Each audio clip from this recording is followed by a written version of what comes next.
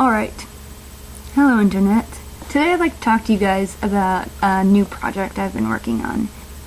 My idea when the new year started was to have two goals. My first goal is to start my own vlog, and we'll see how that goes. My second goal is a little different. I want to try and read 100 books this year. When I say 100 books, I mean 100 books for my own enjoyment. So I'm going to try not to count books I have to read for college, unless I really enjoy them and I want to recommend them to you. But mostly this is going to be a documentation of reading 100 books for fun. So I decided to start with the first book I read this year, which is the Uncensored Picture of Dorian Gray. I got it from my parents for Christmas. I was very excited about it. It was on my wish list. For anyone who doesn't know, the book is essentially about the title character, Dorian Gray, and it's a very Faustian tale. He makes a wish that this portrait that's been painted of him might grow old instead of he does, and he can stay young and beautiful forever. In doing so, essentially trades his soul for the portrait, so the portrait grows old instead, and you can see anytime he does something sinful or bad, you can see it in the portrait. So here's my confession. I've never actually read the full text of the novel, which is embarrassing.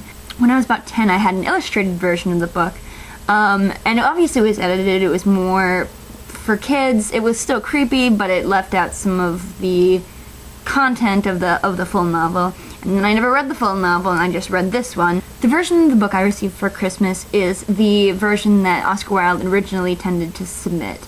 The book was a typescript submitted in 1890, and when his editors saw it, they were absolutely horrified. They refused to publish it, mostly on the basis of what they called graphic content, and most of that was allusions to homosexuality. From what I've heard, the actual text of the book is still pretty dripping in homosexual subtext, so I was curious to what the extent of this would be. When they say graphic homosexual content, especially now, you would assume that would mean sex or even kissing or some kind of, actual scenes of two men getting it on, two women getting it on. But really it's all illusions, and a lot of it is just two men talking about each other very affectionately, or one man talking about another man very affectionately, and that's what was considered, graphic homosexual content.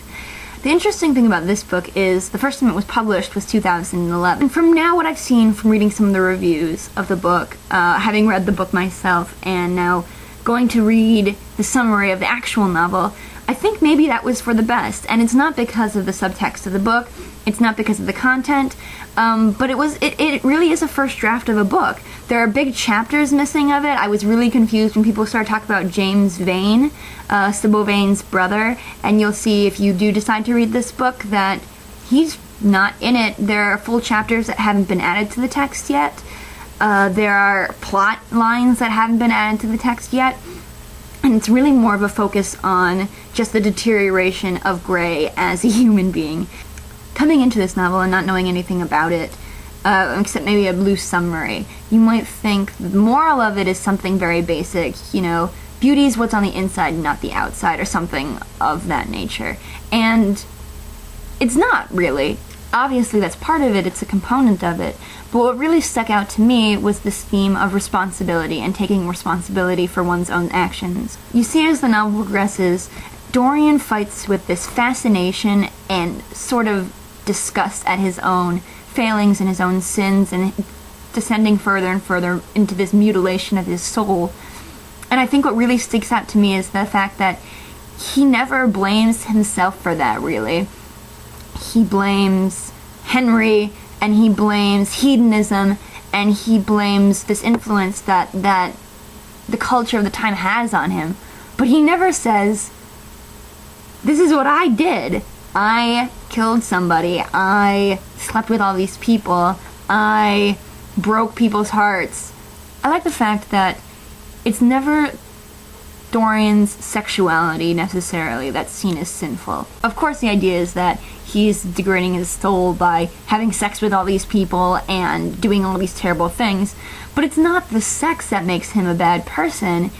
It's his disregard for people. It's his throwing people away. It's his breaking people's hearts. It's him blackmailing people and taking advantage of people. And that's what makes Dorian a terrible person. Not his sexuality, not who he has sex with. It's that he has no regard for human life at all. The ironic thing is in this life of hedonism, in which he's claiming to embrace life in its fullest, all he's doing is disregarding everyone else's life but his own, and thinking that only his life is the one that's important and is worthy of being lived. My rating of this book's probably like a 7.5 out of 10. I thought it was a really fun read. It was really interesting to read the original text of the book, but I do agree that it's more of a companion to the original text than a replacement for the original text. Not having read the book before, I feel like I was missing a lot. I feel like I was just reading the first draft of the book, but I'm looking forward to reading the book now. I really did enjoy reading it, and I'm glad I have read it, so I definitely recommend it, especially for people who have read the book before already. So that was my first book.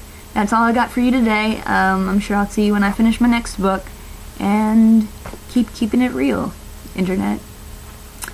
Peace.